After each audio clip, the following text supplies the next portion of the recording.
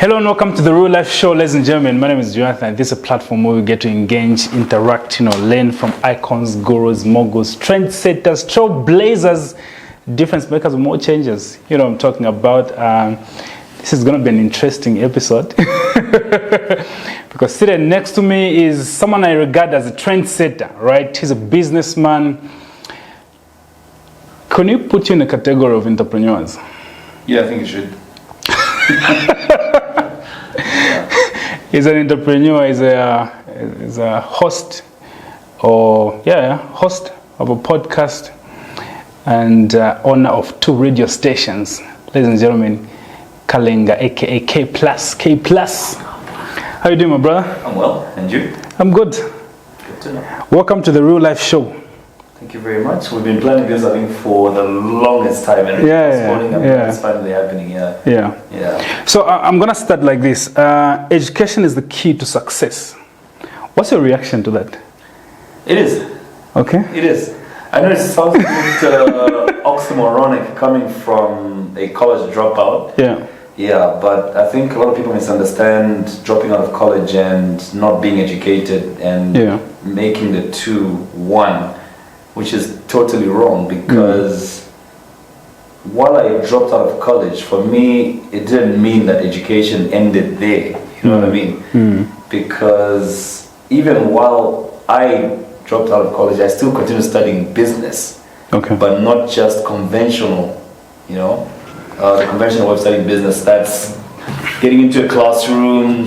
I actually remember this exact textbook. Oh, really? In college, you know what I mean? So the Dennis Skinner and English law textbook, and I think he has a business law textbook as well, which was part of the text that you had to read when I did my first year of business school, my first year of the business degree. So to go through that 1 year of college, I was bored. I easily get bored with something that doesn't tie into my beliefs, kind of. My belief being we can't keep learning the same material that somebody in business school was studying in 1990, and in 2005 when I went into college we're still studying the same material, the textbooks. It's irrelevant? You needed something updated?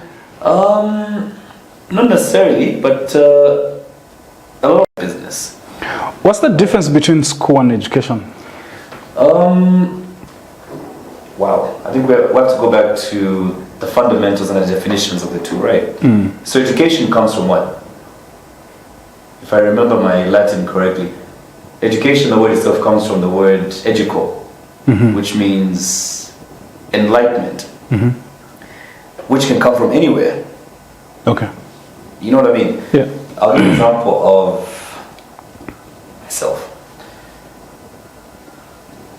Just because I don't have a degree doesn't mean I'm not enlightened. I've educated myself with other books which you don't find in school. Yeah. So school, you're following a curriculum, they want you to study this, and you're sort of locked up in a box. And half the time you find that the education system is preparing you for employment because they're teaching you mostly, like you've been through business school, you work for a bank. Yeah.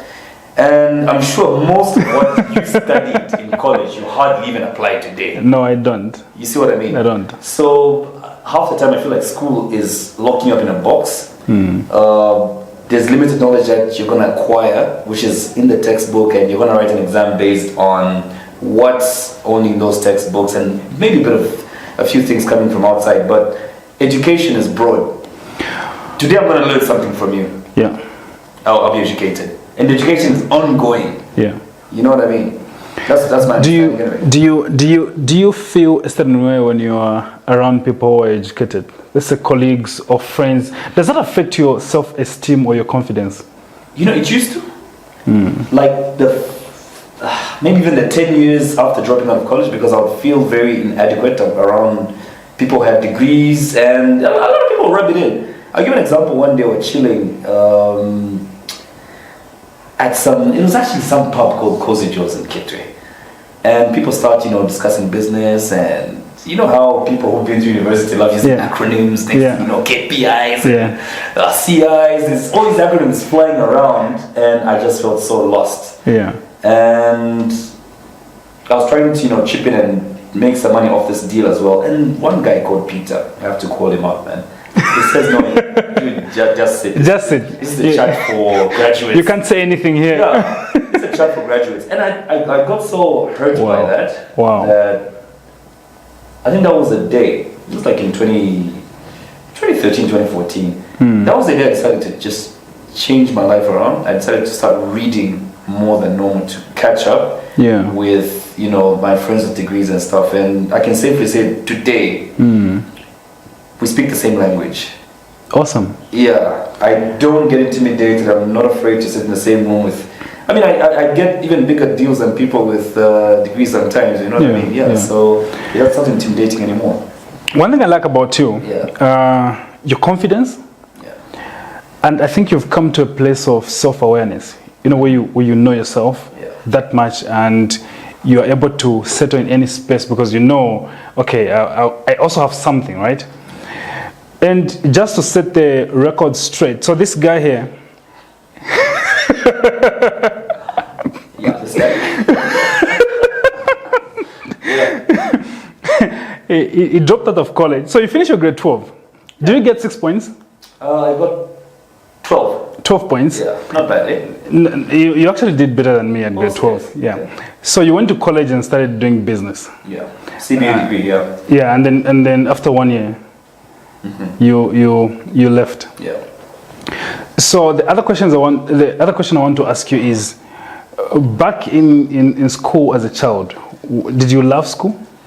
Very much. I was always amongst the top. Okay, so you're like maybe not number one, but plus. somewhere around the top. Especially grade 11, 12. I think I discovered studying, and I would study so hard, and I would always be amongst the top 5 or top 10 sometimes, depending on how playful I was that term. But yeah, I pushed work back in high school. You come from the core belt. Yes, I do. Tell me about your background there. Your family comes from there, Kalulushi. Yeah, I was born in Kalulushi, number 14 to Gulizana Street. Moved to Kitwe, then Moflira, then back to Kitwe. I only came to Lusaka just after high school to start the business degree. Yeah. Yeah. And you had this passion for radio. Major passion for radio. It's a reason actually why I never made it to class. Rarely made it to class when I was doing my business administration. Did you want to be an artist or something? No. How can I put it? If you look at my photos, like even the time I was 1, 2, 3 years old, there was, strangely, and I only discovered this recently, there was always like a radio nearby. Okay. And I don't know if that's where the passion for radio came from, but there's that passion in me from that age, like 2, 3, 4, 5, I just loved radio, man. To the point where coming to college, even while I'd be reading, I'd be listening to QFM and Hot FM, and I wanted to be those guys I'd be listening to. I'd be listening to Thrill, KB, the late LBC, and half the time I would be at these radio stations where these guys were. Costa once, Diamond TV CEO. Yeah, when I was at Hot FM, he would tell you, I used to be by the little window to the studio waiting for him to call me in and feature on. He had a show called College Nights, one of the hottest shows in 2005. And I really wanted to be on that show. And one night I did feature, and it was a big deal because I was one of the most talked about people at school that week. And I think it just reinforced the feeling and the love I had for radio. So in addition to loving entrepreneurship, radio is something I think is my first love. You have an interesting story of how you got your first job as a DJ. Yeah. Can you tell that story? My radio gig. After so many rejects in Lusaka, you went to the Copper Belt. Yeah. And you applied to a radio station. Yes. Can you tell that story for people who don't know it? You've done the research. That story, yeah. So dropped out of college, and now because I dropped out because by the end of the year I flunked. I was really in class, man. So I head back to the Copper Belt, and nothing much happening for a year. Then one day I'm tinkling around with the radio in the house, and you get a radio station where you don't get a radio station usually. And I listened like two, 3 more minutes, and somebody on the radio announced saying, "This is a new radio station on the Copperbelt, the first commercial radio station on the Copperbelt. And if you're hearing this, you're one of the first people to hear this. Tell us how you're getting the signal, and also we'll be having auditions in a few weeks' time. So if you're interested in radio, come through." Yeah. So they made the announcement finally when the auditions were going to happen, and I don't know why I forgot that day was actually the audition date. I think I had another day in mind. And that day my dad sent me to, he was building a house in Nkana, Kitwe. So my dad sends me to tell him to buy, the hardware, roofing sheets, cement, and I was in my overalls and boots and like a vest, dusty as hell. Yeah. And next to the hardware store, this is Destiny, eh? Yeah. Next to the hardware store, I see this long queue. Yeah. And I asked the guy at the end what was going on there, and he says, "Oh, there's radio auditions happening here." I'm like, crap, that's today. And I figured if I go home and change, clean up, I might miss this opportunity. So I joined the queue, and I remember walking into like 12 minute beep, and the queue was moving quite fast. And I finally get into the office where they were doing the interviews. And the way Vinny and Kenny T, Power TV, Power FM CEO, the way they looked at me, you could tell they're like, "Who's this builder?" Like, are you serious? Yeah, are you serious? Are you seriously here for? They didn't say those words, but you can see the you can tell. You can tell from the face. So they, lead me in, and I sit in the chair in front of them, and I apologize. I was like, "You know what? This is my situation. Yeah. I'm buying hardware in the next store there, and I can't go home to change. So please forgive me for looking like this, but I'm a radio enthusiast, and I really want to do this thing." Okay, well, let's see what you do. So they had a list of 10 questions they were asking everybody who was coming through. And I think, you see the way God prepares us for these situations. Every radio audition I had been through, any radio appearance I had made with either Thrill or Custom One Set on, all those things were preparing me for that one moment. Because a day after that, I was told mine was one of the best auditions they had that day. Wow. You know what I mean? So they ask you the 10 questions they have in their list, and then they take it to the production room. And if you are called into the production room, it means you've impressed in the first phase of the interview. You know what I mean? Yeah. So I'm taken into the production room, and you're given 2 minutes to say anything on the microphone. Dude, I have been through so many auditions. I flown on that microphone like butter. You killed it. Yes, killed it in a major way. And lo and behold, 7 days later, we're called in. But here's the funny thing, 7 of us are called in. Even though I had one of the best auditions, getting on radio was another thing. I don't know why I just froze. So of the 7 that were employed, I was the last person to go on radio, because what they were doing is they'll put you in production training for a month, then they'll start picking from there now who goes onto radio. So they feel you're good, you're ready now, you're ready. They'll push you there. And they'll keep doing that every 2-3 days, and for me they just say no. And I was the last person to go on radio. Imagine that.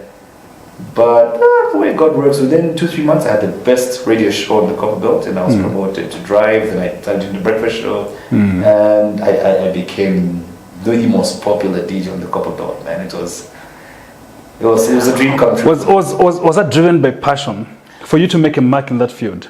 Very much by passion, because I mean, like I said, I loved radio from the time I was like what, 2-3. Yeah. How long did you work as a DJ? I did ERFM 2007 to 10, then I took a 1 year hiatus. 2010, 2011 I took a break. 2011 to 2014 I was at Flavor FM, Drive, then Breakfast Show. I resigned after 3 years. I did 3 years Yard, 3 years Flavor, and I was called when Beats FM was opening in Solwezi to manage Beats FM. So I moved to Solwezi as station manager. Grade 12 manager. Yeah. So I moved to Beats FM as station manager, where I worked for 2 years, and I woke up one morning and I just said, F it, I'm not doing this anymore. I am never working for anybody again, and I resigned, and that was it. Where did the thought of owning a radio station come from? And how was the transition? It wasn't easy, and I had nothing to fall back on when I resigned, actually. Okay. Yeah. I completely had nothing to fall back on. I was resigning with no money in my account. I just had this strong faith in myself that, you know, something's going to give. Yeah, so when I was resigning, I was also doing, you know, DJing at weddings and birthday parties as a side hustle, and I figured that was going to sustain me until the next big thing happened in my life. So quit that job, and life started going downhill from there, man. The bookings I thought I was going to have didn't. Just started doing it. Then I realized that every booking I was getting was associated to radio. Oh yeah. People want that guy who's on radio to be at their wedding as well, because you're that popular radio guy. So I don't have radio backing now. So I stopped having bookings, and I had gotten married 2016, 2017 I resigned. 2017 things started going from bad to worse. I couldn't afford rentals, I couldn't afford a loaf of bread for my family. It was terrible, my G. And I had to move the family to my mom's house. Oh wow. Yeah. You got that worse. It was terrible. Completely no income. So my wife and the baby then to mom's, and she had just delivered as well. Wow. Second baby. You know, come in buying diapers, it's terrible. And I thought, that's it. I have no qualifications, maybe let me do school. No one's going to employ a college dropout. It was a rough patch of 2017. Yeah, so how do I get into where I am today? 2017, I meet this guy. I came to Osaka looking for, you know, jobs. Like, I didn't want to work for anybody ever again, so I'd come to Osaka looking for, you know, contracts, road shows, deals, business that I knew, you know, road shows and things like that. So I went to Trade Kings looking for, you know, that time Trade Kings hadn't yet bought their trucks. I figured I could do a few jobs with them, road shows, maybe MC or supply sound system, all these road shows and stuff. Is my mic still holding on? Yeah. Okay, cool. I'm feeling some cable moving. That's just the cable. Yeah, so as I'm doing all these rounds, walking around Osaka, I meet a guy called Eugene Piri. He's manager for MTN Mobile Money right now. Okay. So he tells me, dude, you've always wanted to own a radio station. Because I think I've been telling him this over and over. Yeah. And he tells me, you've always wanted to open a radio station. Have you seen the adverts in the papers? Like, nah, I haven't seen the adverts. He said, dude, they've advertised, and I think there's only a few days left of the application. So I find the paper from the date he had told me, open the paper, and lo and behold, there's the advert from IBA. And those guys have got a long list of things to look for. They're applying for a radio license. It's not even funny, man. And I was deflated, like, I can't, I've got no money, I can't do this. But something inside me kept telling me, just, you know, give it a try. Yeah. So applied. I even have a $3,000. I had to borrow a 3,000 kwacha application fee from my sister. Wow. Yeah. So your sister helped you? Yeah, she gave me that she loaned me that 3,000 kwacha. Yeah, and the application, put all the documents together, applied, and I forgot about it. Like, you know what, if it happens, it happens. Yeah. To accept, I don't even know how I'm going to raise money for a radio station, because I didn't even have 10% the amount of money required to open a radio station. I even left Osaka, went back to the Copper Belt. You know, there's certain things I believe in which I've shared with so many people, and a lot of people don't believe this. I always believe when you align yourself to something that you really want, and you put all your mind to that one thing, God sort of starts putting pieces in place for you to achieve that thing. If you've shown that this is the one thing that you want, you know what I mean? Yeah. So that application, I lodge it in, go to Kitwe, wait a few weeks turned into months, and I even just thought, somebody else has got that license. I applied for Nakonde, by the way. Then one day, a friend of mine called Mike, I think he's even living in the same neighborhood, calls me. He owned a restaurant in Ikano West Gateway. So he calls me one afternoon and says, dude, I'm selling a restaurant, and there's a guy who's come from Osaka who wants to buy the restaurant. I said, okay, cool. So what do you need from me? He says, negotiate for me with this guy. And And at that point I was reading a lot of business books, so he figured I would know how to help him negotiate and get a good sale for the restaurant. So we sit in this meeting and negotiate. They agree on a price, and I tell them what to add and what to subtract. And there's depreciation of the materials that they use. There's goodwill. The name had grown in that area of town, so add this for goodwill. We calculated how we're going to come up with the goodwill and everything. And the deal went through, and the guy buying the restaurant was quite happy with the deal. And we shook hands. They exchanged checks and contracts, a lot of sale and whatever. And the owner of the restaurant, Mike, decides, you know what, before we close the restaurant and you guys come in, let me cook one more meal. So he goes to the kitchen and leaves me with this buyer guy. And we start chatting. And he asks me what I do. I tell him, I DJ once in a while. Those things are not going very well for me. And my dream is to open a radio station. And I said, okay, cool. Have you ever applied for a radio license before? I say, I've actually applied. They advertised and I applied a few months ago, but things have been quiet. And he asked me, so what town did you apply for? I said, well, there's a list of radio towns. But Nakonde looked attractive to me because it's a busy border town and there's never been radio there before.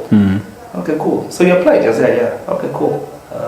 So he goes into his wallet, takes out a business card and says, call me on Monday. Wow. And look at the license, the business card. Yeah. I almost fainted. Who was this nigga? Who's this nigga? Yeah. I don't even know if I should reveal his name. But his position. Huh? But at least his position. Let's just say he was somebody in a position to get me a radio license. You know what I mean? Yeah. He was somebody in a very important position to influential. Ish, dude. Looked at the card, looked at him, couldn't believe it. And this was on a Saturday afternoon. He tells me, call me Monday morning. Wow. Monday morning. And he said 8:30. Like clockwork, 8:29 and 59 seconds. I call the guy. And he picks up. Oh yeah, they remind me, okay, cool, I'll call you back in 10 minutes. 10 minutes he calls me back and he says, it's done deal. Wow. So I call him, he says, just a done deal, somebody will call you. Wow. Following day, I get the call, come to Kasama for interviews.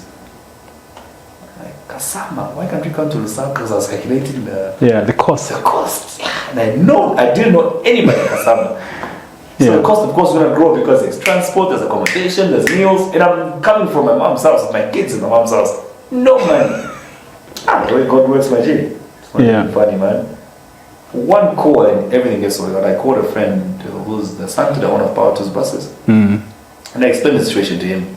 I said, dude, go to the station tomorrow. We'll get to Kasama, call this person, and help you this and this. Went to the station, 5 a.m., Kasama bus. The driver was waiting for me. Oh, yeah, can sit next to, in fact, I even gave me like a front seat. Yeah. So we could be chatting on the way to Kasama. I'd never been there. Wow, we chatted the whole way, reached Kasama, everything was said. Did the interviews. Funny thing about the interviews, when they call you there, you're supposed to come with your board members. Another interesting story. You pop up in there and you're just alone. I'm just alone. And there's 5 chairs. So I sit in the middle. There's 2 seats this side, 2 seats this way. And there's the ZNBC director, there's the IBA director, there's the ZICTA director, there's the lawyer for ZNBC. The biggest names in the media industry, like broadcasting space. And there was young man, and I was really thin and looking really young. It's like 5 years ago, I think. 6 years ago. Where's the board? I'm like, what board? The letter had my name only in it. They look at each other like, yeah, but everybody knows you have to come with a board. Yeah. I didn't come with a board. I came here alone. I even knew I had flying sweat all over my forehead. Like, oh, this is not going well so far. And they start firing questions, technical questions about the radio industry. I didn't know anything. Legal questions. I didn't know any legal, legal related terms or what I need to know pertaining to the law about the media and broadcasting space. Yeah. Nothing.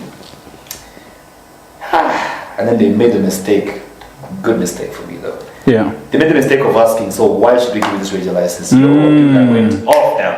That spoke to your heart. Yes. Yeah. I spoke about my passion from the time I was 2, my experience in radio, people I know in the radio industry, how when I get into the industry I can't fail because of this. And I explained everything. I think they realized this guy doesn't know the technical aspect of it, but he understands radio. Yeah. So I could sit and just like, And I spoke for like 5 to 10 minutes. The things around Straight. radio and how to make a radio station work. Yeah. And I think that I don't know what they were thinking at that point. Yeah. But I left that room, called my wife and said, I don't think it's going to happen. The questions asking me there, the legal issues and the technical, I knew nothing, man. But somehow 30 days later, the call comes. You got the license. Wow. Wow. What?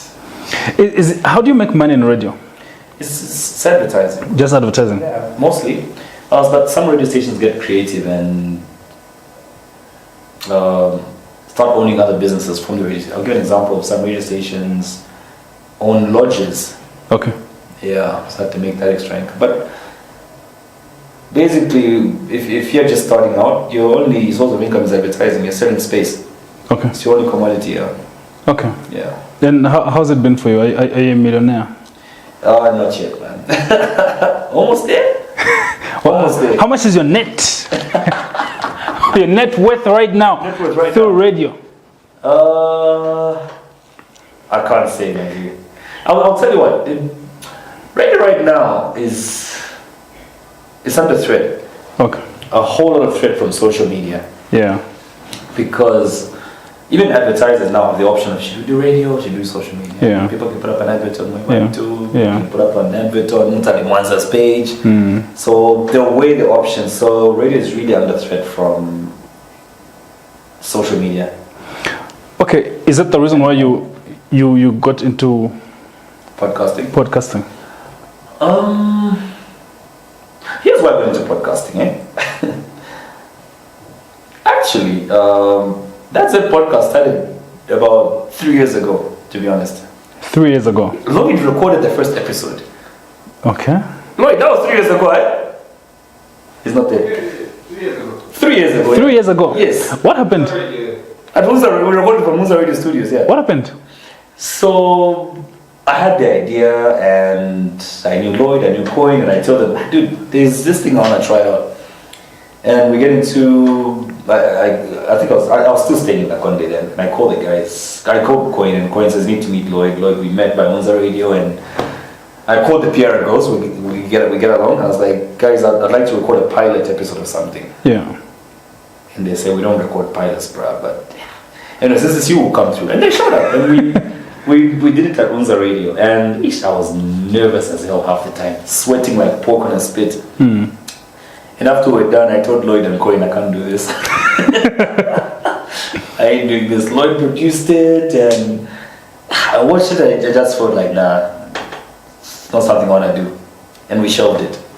Okay. Yeah, that was it. We were done. Done, that's it. I didn't even have a copy of the episode, just threw it away, Wow. Yeah, I went back to Nakonde, forgot about it. Then last year after the elections, I moved to Lusaka and I started getting job offers from radio stations. Like even the biggest radio station in Lusaka called me. Okay. Yeah, I would like you to come and host the breakfast show. I said, Which one is the biggest? Hot FM? let me not mention names. Okay. It's just that the biggest radio station called and I was given a job offer to host the breakfast show. And I was excited with the offer. Yeah. The money was good, everything was good. Yeah. And I think once you make the choice to never work for anybody again, when you get offers, even offers that good, you just don't like the idea of having a boss again, you know what I mean? And they even gave me the option of, look, the last week of every month, we'll be giving you 4 days off so that you check on your radio station. Oh, wow. We understand you've got a radio station. We'll be giving you the last 4 days off to, do your thing, and the pay will be this. The other benefits you'll be getting are this and this and this. And it was quite a good package. But I went back home. I was given a week to think about it. From Monday to the following Monday. And every day I would wake up like, okay, so I'll wake up at 5, it was at 4:30, get ready, and I did breakfast shows for like 6 years, 3 at, was it 4 years? 3 at TRFM, 2 at, 1 or 2 at Flavor. It just drained me to go back to that life, answering to someone, show preparation for someone, And I thought, but I missed the microphone. Yeah. And it hit me one day. I was one of the shops at East Park Mall. And I'm in this shop, I see microphones, headphones, mixers, and whatever. I said, should I go back to radio? You know what? Podcasts are starting to boom. I've seen podcasts growing in South Africa, America, like podcasters at this very point of recording this episode, I think are making, a few podcasters are making more than radio presenters in America. Oh, really? Yeah. I mean, I'll give you an example of Ashley Flowers. I don't know if you know Ashley Flowers. No. Ashley Flowers owns a podcast network called Audio Chuck. Okay. Yeah. And she's selling her podcast to Spotify, Apple Podcasts, and they're buying because the content that she creates, millions of people are listening to that. And she's charging them top dollar. She sold her podcast, I don't know if you heard of Crime Junkies. No? Crime Junkies? No? She sold that for about $6 million. Joe Rogan sold his podcast to Spotify. You will not find Joe Rogan podcast on YouTube anymore. Because when they bought all the rights. All the rights. I sort of got encouraged by that. So I thought to myself, it'd be nice to start pushing a podcast in Zambia as well. And that day I bought 2 microphones, a small mixer, and I called Coin and Lloyd again. I was like, you know what, let's try this idea once more. I think I'm game for it. Yeah. And we did episode 1 with Davis Tony, which was like a pilot when we had already done the pilot of the PR Girls. So we did Davis Tony, and then the PR Girls episode we had done 3 years ago came in as episode 2 of That's It podcast. And in fact, when we did it 3 years ago, it had another name. We actually called it Made It in Life. That's what I wanted to call it initially, for people who've done amazing things in life. And but when we came back, I thought, let's give it something that sounds a bit Zambian but a bit hip. And let's introduce people to the word podcast. I know podcasts existed in Zambia even before that, but very few of them had the word podcast in it. And I wanted Zambia to start buying into the idea of content that's online, and we go online to listen to it as opposed to radio and whatever. And we thought we're going to push this. Okay. And pretty much that's how we ended up in that space. Okay, great stuff. So why did you see the need of bringing Elson on? I sort of got encouraged by that. So I thought to myself, it'd be nice to start pushing a podcast in Zambia as well. And that day I bought 2 microphones, a small mixer, and I called Coin and Lloyd again. I was like, you know what, let's try this idea once more. I think I'm game for it. And we did episode 1 with Davis Tony, which was like a pilot when we had already done the pilot of the PR Girls. So we did Davis Tony, and then the PR Girls episode we had done 3 years ago came in as episode 2 of That's It podcast. And in fact, when we did it 3 years ago, it had another name. We actually called it Made It in Life. That's what I wanted to call it initially, for people who've done amazing things in life. And but when we came back, I thought, let's give it something that sounds a bit Zambian but a bit hip. And let's introduce people to the word podcast. I know podcasts existed in Zambia even before that, but very few of them had the word podcast in it. And I wanted Zambia to start buying into the idea of content that's online, and we go online to listen to it as opposed to radio and whatever. And we thought we're going to push this. Okay. And pretty much that's how we ended up in that space. Okay, great stuff. So why did you see the need of bringing Elson on the podcast? How did that come up? I've not even known Elson for a year. Our friendship is blocking a year in 2 months' time. So here's how I met Elson, by the way. I get a call one day from the CEO of MTN Mobile Money, Komba. Komba, You know Komba? I know Komba. So Komba gives me a call one day, and I'm driving. I was heading home to Ibex Hill through Kalingalinga. And my phone rings and Komba says, dude, where are you? I said, I'm passing Kalingalinga, heading home right now. And he says, okay, cool. There's someone I think you should meet. Okay, cool. Who's this guy? No, there's a guy called Farai. Okay, alright, cool. Well, I should meet him because, no, just meet him. And that was it. What I didn't know is he had also called Elson to say the same thing, because there's a guy you need to meet. Okay, so the following day, we call each other, oh dude, you meet, we need to meet. What time are we meeting? Because Komba has emphasized that we meet, so we agreed to meet at Muggan B in East Park Mall. Yeah. So we get there, we order breakfast, and we start eating, and radio we call it ad-lib, just talking. And halfway in the meal, we're like, so dude, come wanted me to meet you. What's up? What's the story? I said, well, come and tell me the same thing. So we're like, okay, we need to figure out why this guy wanted us to meet. Dude, we chat for like an hour. We can't figure it out. What do you comparing things? Yeah. What do you do? I'm in finance. I mean money. I move money, and I'm in remittance. Okay, so we move money for people, and we have payment. Plans for. He explained what he does anyway. I told him I've got a radio background, and I've just started a podcast, and. Oh, you like podcasts? Oh, okay, cool. But then we finished the breakfast, not having any, common ground, no intersection.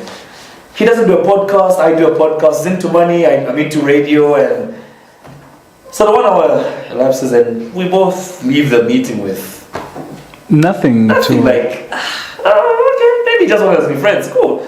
We link up, we chat. Following week, we met at a food market. We chatted a bit. Nothing much. Nothing, like. There was nothing in common. Nothing in common. Then, I think a week later, he calls me and says, I think I figured it out. I just realized that you're doing a podcast. I said, yeah, I did mention that. Yeah, but I've just seen it.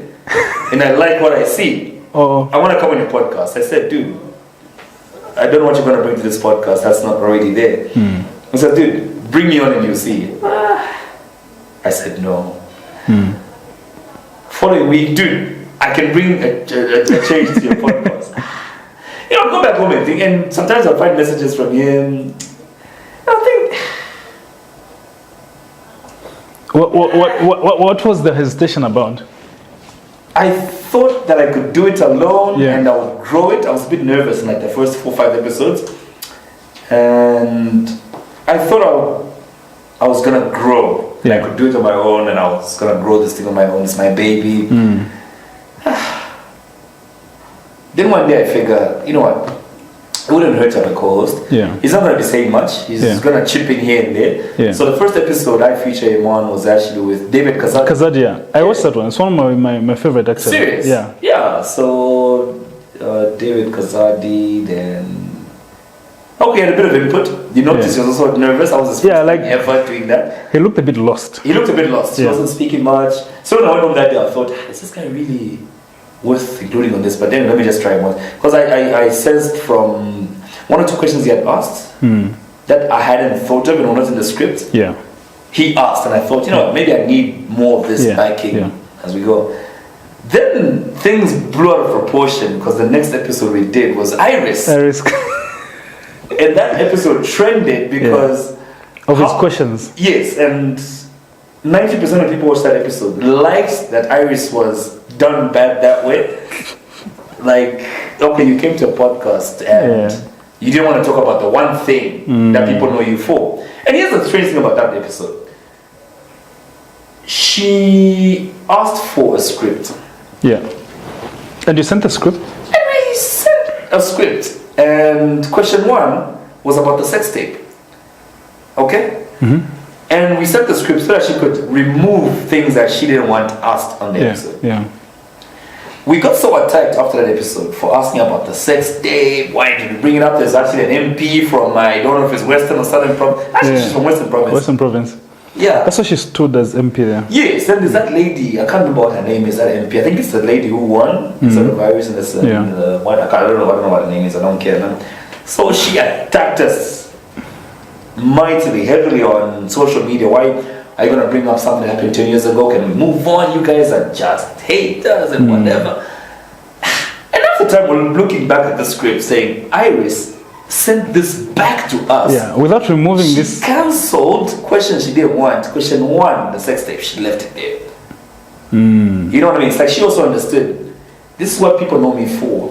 So I'm a person who turns tragedy into triumph. So my story is incomplete if we do not talk about the sex tape.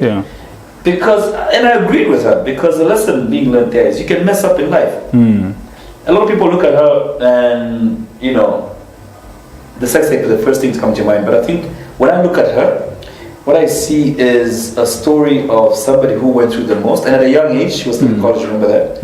A lot of people would have had a mental breakdown, would have killed themselves. Yeah. But look at how she turned that around, okay, to where she is today. I mean, she almost even went through as MP. Yeah. How many people would have gone from where she came from with that sex tape and all that embarrassment, the shame of the family, to where she is today? For me, it's a story of strength. It's a story of resilience. So I like that episode for that reason. And the input that Elson put in that, for me, that was the concrete.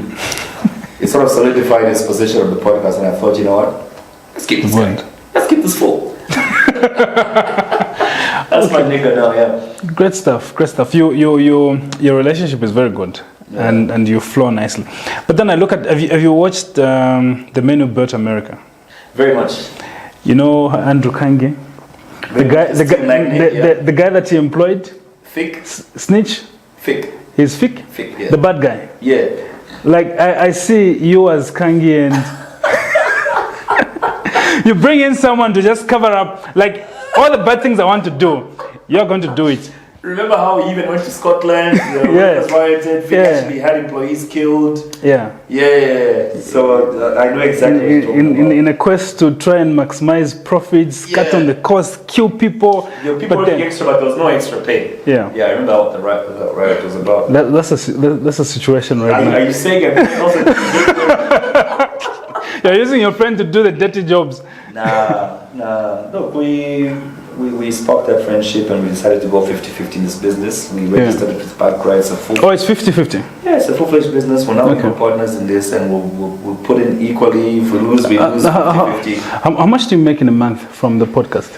Are you asking this as Zara is on my case? So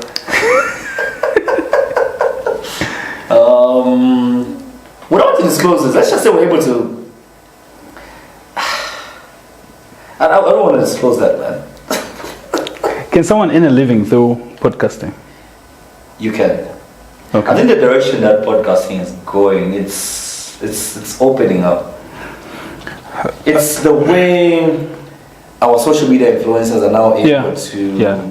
Online business has opened up, a whole lot. And I mean, I look at young cats like Ndine Ma. That guy is making money off his chat. Yeah. 1xBet as well. 1xBet. Yango is paying influencers quite well. So there's all these avenues. You can actually survive off online content. Do you have some guests who have come to say they want to pay to be on the podcast?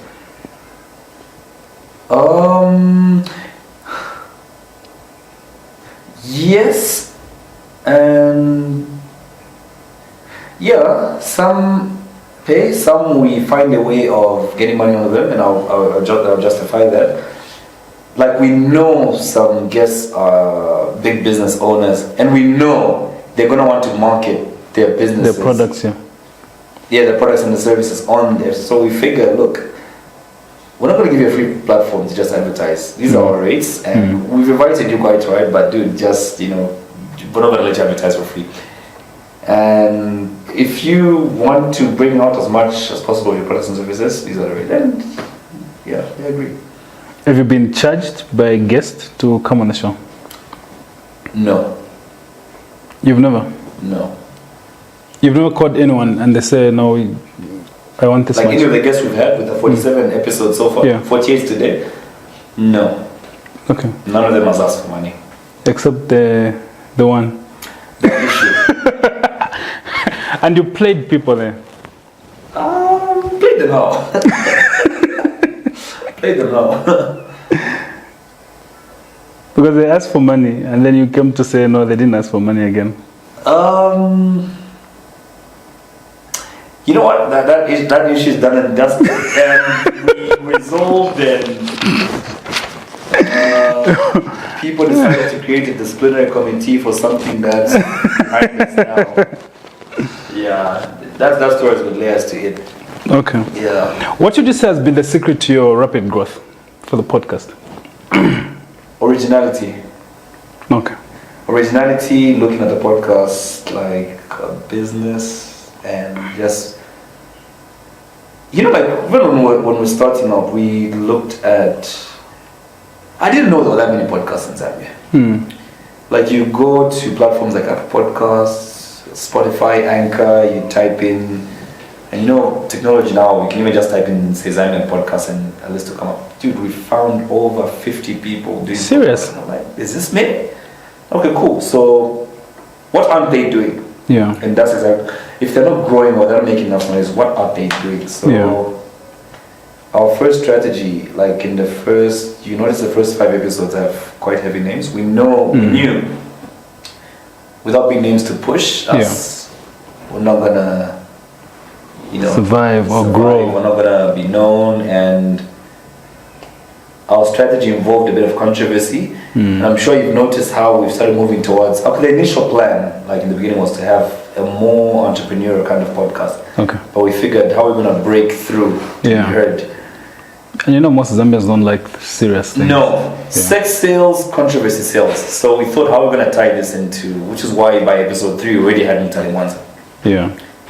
We had no viewers, but she agreed to come. I mean, I just told her, look, dude, help me out here. Mutali Mwanza. Yeah. So episode 3 is Mutali Mwanza. She comes in and she calls us a stir. Talks about her boyfriend's circumcision, and that thing went viral like crazy, man.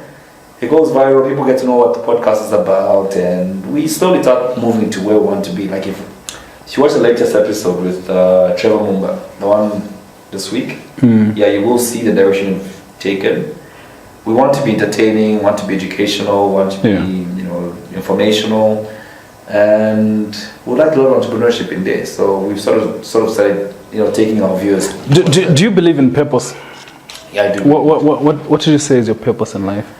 And strangely, I had this discussion with a pastor last week, and I think my purpose in life is to be a broadcaster. Okay. Yeah. And I heard something from Vusi Tembekwaya. You should check out his latest episode of the podcast. Okay, I'll check it out. I think it's a VT podcast. I don't know what he calls it. Yeah, VT. It's VT, yeah? Yeah. And the episode is entitled The Spirit of Money. Okay. And he says you will see that money flows when you're in alignment with your purpose. You will not need to work hard. Money will just... That's a conversation I was having with Ben Lloyd in the car when we were driving here. Seriously? I was saying God only blesses you through your assignment, because you get paid through doing what you've been assigned to do. Yeah. So when you find your purpose in your assignment, then the money comes. Yeah, and you will find that, like, Vusi actually gives an example of a lot of times you want to know what other people are doing, because you've heard that Vusi Tembekwaya gets $100,000 for speaking for 1 hour. $100,000, that's a lot of money, okay? And you also feel, I'm going to be this person, but it's going to be hard as hell. You may become a very good speaker, but you will not make Vusi Tembekwaya money, because that's with your purpose and you're not aligned to God's purpose for your life. So I feel like I'm aligned in broadcasting, because I've always had this feeling inside me to be a broadcaster. I've loved radio. I've not loved TV. Strangely, I'm on a camera now, but you notice I've always got a microphone in every episode. We could have been using lapels or the hidden mics that we're doing in this episode, but I just want to still maintain my lane and be my purpose with the microphone. I feel that's my calling.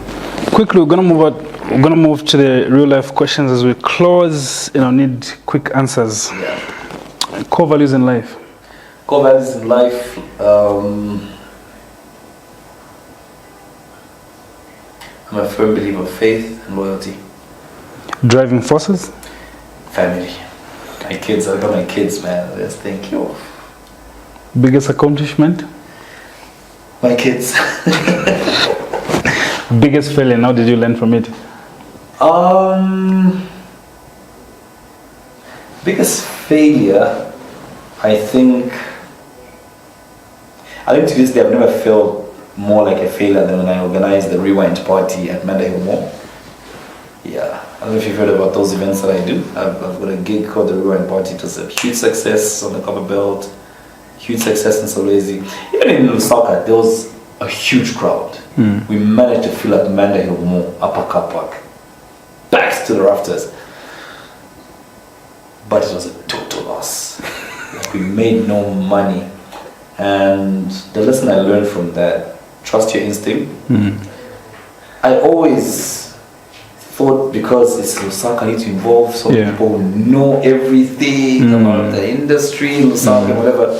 Biggest mistake of my life, I should have trusted my instinct. I sort of knew what was going to work, but I didn't trust myself, so I employed so many people who brought me so many ideas, and we made such a huge loss, and I ended up in so much debt. Ish. I was paying debt from that event for 2 years. Wow. We owed the stage guy, we owed the sound guy, we owed people who supplied us with toilets. And you can't convince these people that you don't have money because there's a crowd. Yeah. There were over 4,000 or 5,000 people at that event. Crowded, but no money. What would you say is the most important thing you've learned in life so far? Believe in yourself. And be yourself. Everybody else is already taken. Yeah. If you could turn back the time and speak to the 16-year-old Kalenga, what would you tell him?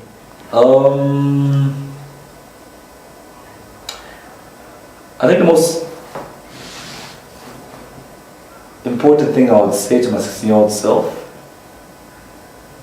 at that point in my life I was a very shy person. Okay. Yeah, be confident, have faith, and believe in the power of your words. I was a very negative person at some point in my life, especially around 16. I remember 16, I was at Solwezi Technical High School, grade 10. Yeah, I was quite a negative person. And things changed when I started reading books recently. Yeah. Favorite book of all time? Favorite book of all time, Think and Grow Rich, Napoleon Hill. Napoleon. Yeah. I like it as well. Okay. And in your free time, what do you do? Strangely, I'm watching a lot of crime documentaries. What are you planning? You know what? That's the question I should ask my wife. She introduced me to these things. My wife watches crime documentaries every day. Every day. Sometimes I look at her and think, is she plotting something? Like, you know, sometimes you hear her, like, you'll be sleeping and she'll be on her phone. Like, you know, maybe we'll chat and I sleep earlier than her. Maybe like 2021, I'm blacked out. I'm talking about 22. And you're hearing this episode where the wife was killing the husband, now she hit his body. I'm thinking, Am I safe? are we safe here? Yeah, but I'm sort of, I've been initiated into that game as well. I'm watching a lot of crime podcasts. Okay. Yeah, so my spare time is full of crime podcasts now. I want to know about Ted Bundy, John Wayne Gacy, all these serial killers and their mindsets, man. So I'm doing a lot of that in my spare time. What did you say to someone who gets to be inspired by you? Learn the backstory. And I think that the message I'm really trying to preach nowadays is the power of the tongue. You know what? Religions around the world differ on so many things. One religion will tell you to cover your hair as a woman, another will tell you it's fine. One religion is okay with alcohol, another is not okay with alcohol. Religions differ over so many things. But one thing they all agree on, every religion on the planet, and this is a common thread in every religion on this planet, every religion will tell you we become what we think about. Yeah. And we become what we speak What we about. say, yeah. Exactly. So anybody that I've inspired, don't drop out of college. Life, it's harder to succeed when you don't have that education. I always tell people, get your degree, and then if you don't want to get into formal employment, start doing a thing. But at least you got that backup. Do you ever think of going back to school? If I do, then it's more to do with what I'm already doing, probably in broadcasting. Yeah. Yeah, I was actually being advised by Kalenga Mubanga. I don't know if you know Kalenga Mubanga, Crazy Colors. She used to be on radio back in the day. No. Oh, you should meet this person, man. If you're in media, meet Crazy Colors. Kalenga Mubanga. She's an amazing human being. So she was telling me that day, you know what you're doing? And the rate at which your podcast is growing, I'm not trying to curse your podcast, but you're going to reach a level where you become big and trouble starts following you because Things work out that way. Okay. So study something in your industry that you'll be able to take people back with. And I would advise you to backup. Not necessarily backup, just understand your craft more. Okay. Yeah, she did say those words. Understand your craft more, so that when such a time comes, you know how to get out of handle it, it, how to defend yourself. Yeah. Okay, great stuff. Yeah. Thanks for coming through, man. I've always known that you're a sharp guy, filled with wisdom, and you've got very interesting and amazing stories. Yeah. And I believe that someone out there has been inspired, and their life is never going to be the same. All the best.